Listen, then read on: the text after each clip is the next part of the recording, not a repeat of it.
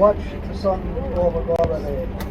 Someday I'll go back again to Ireland if it's only at the dawning of my day. To see again the moon rise over Flathers, watch the sun go down in Galway.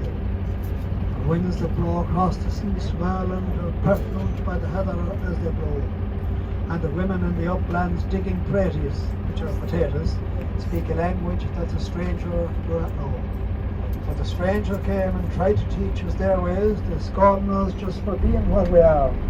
But they might as well go chasing after moonbeams or light a penny candle from a star. So it was a very interesting ballad. Very nice. I'm sorry I can't sing. I don't think I can ever do. And my father was a great ballad singer, and all his life he used to take us, especially at Christmas time, and we'd be sitting on his knee or up on the table because it was a big open fire, as was the custom everywhere back then, and he would spend the night singing songs to us. And then with Christmas Eve we'd go out and we'd bring out a treat to the cow. There was only one cow back then with most people, and 26 acres of land, and you had a few cattle and maybe a few sheep, and they got an extra treat, usually a sheaf of oats, because there was no such thing as bag food back then, the same as now. And all that situation now is completely changed. Farming was the main way of living when I was a young lad. And if you had a good big farm, and if you were a man, well then you had your choice of ladies. If you were a lady and you were the only one on the farm, well then you had your choice of the menfolk. So naturally enough, they all married pretty close to each other. There was no such thing as getting married to someone 40 miles away or even 20 miles. 5 miles would be the top of the job, because back then everybody had their bicycle. Very few people had a car. Parish priest, the doctor, that was about it that had cars. Even the police, guards, they went round on bicycles.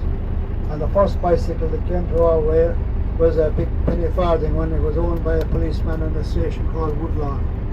And he used to sweat blood and tears trying to push it. So he was glad to get rid of it. And now the 850s, so it hasn't gone away. So there's the aquarium. This is all Salthill. And people come out here in the evening time, especially to walk both themselves and their dogs. Sea Point here, that used to be a big dance hall.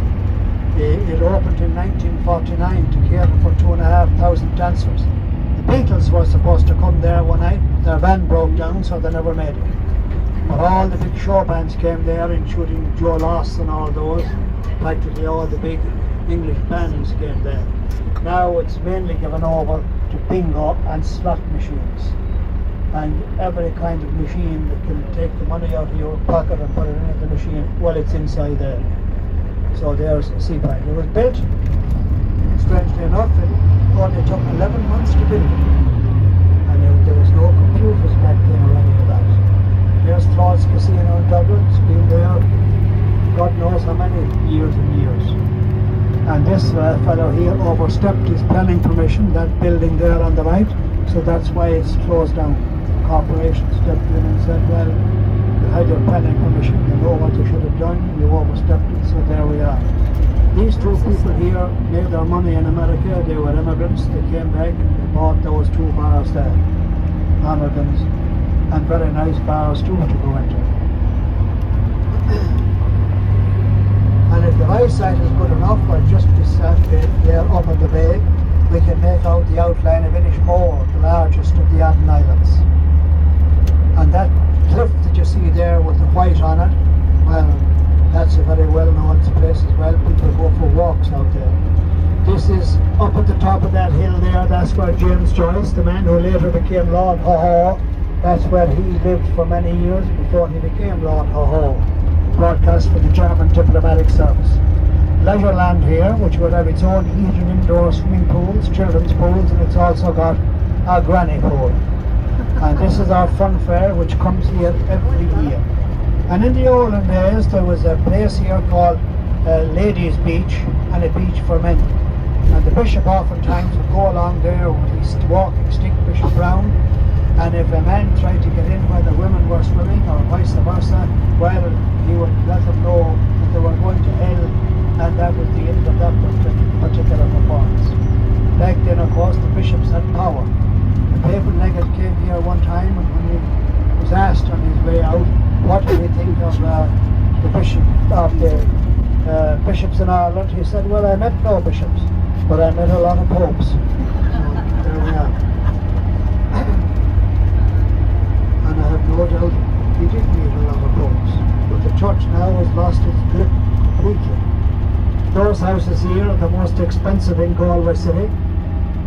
They were built there, and they were built cheap enough. They cost around 40,000 when they were built, worth well over $1 million, closer to 2 million. Now we go right here, go up here. That's our big diving board there. See it there? People dive off that into the Atlantic Ocean. This road here is called Threadneedle Road, and it got that name because in the olden days, tailors lived along here. Their little houses have long since been demolished, and they were often seen in the dark to be threading their needles. That's why when this road was laid down here, it was called Threadneedle Road. Very appropriately named, you'll agree.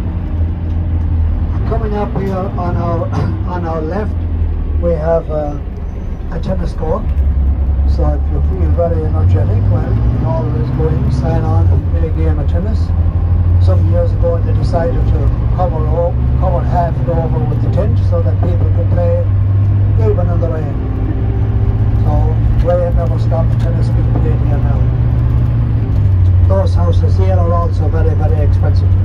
House property in Galway, the price of it has gone through the roof in the last few years. And coming up here, we have a very well-known school for ladies called Salthill, one of the top schools in Ireland. They get great results every year in their exams. So last year they were ruled as 10th in the country. That's the tennis court just in there. This is the convent school here. Of course, it was run completely by nuns once upon a time, but there are very few nuns in Ireland now. So there are actually no nuns teaching at all in there now. So if you feel like training up the nuns or the monks or the priests, well, you have come to the right country. They'd be delighted to meet you. And another big college coming up here for boys and girls on our left is called St. Enda's. It was very well often visited by Padraig Pearse, the man who led the rebellion in Dublin that won us our independence. So when he established a school in Dublin, they naturally enough called it St. Enda's. It's still there as a matter of interest. When the school was short of money some years ago, they sold land with the builder there, and he built those houses there, and they put a lot of money in and got out of debt. Those were the only two houses along here at the end of the 1980s, and both of those did bed and breakfast. And bed and breakfast back then would have cost the princely sum of £5 each per person per week. Most people, when they went on holiday at that time, they were rich farmers who came in either after the crops were sown in springtime, or after the crops were harvested in the autumn time. And the men went down there and they had their swim. The women very often sat along at the beach and they smoked cigarettes. And quite a lot of them, as like my mother, they smoked the pipe. So they were never short of good smoke. And you know what? Any of them I knew, they all lived for long, long life and had no sickness whatsoever. But then there are very few things can survive smoke that I know. I think if you have smoked bacon, smoked everything. And in our house when I was a young lad, when you put down a fire, well, the smoke would go anywhere but up the chimney, so the place would fill with smoke. Then the doors would be open to let out the smoke. And then you've got cold in the winter time. Then the door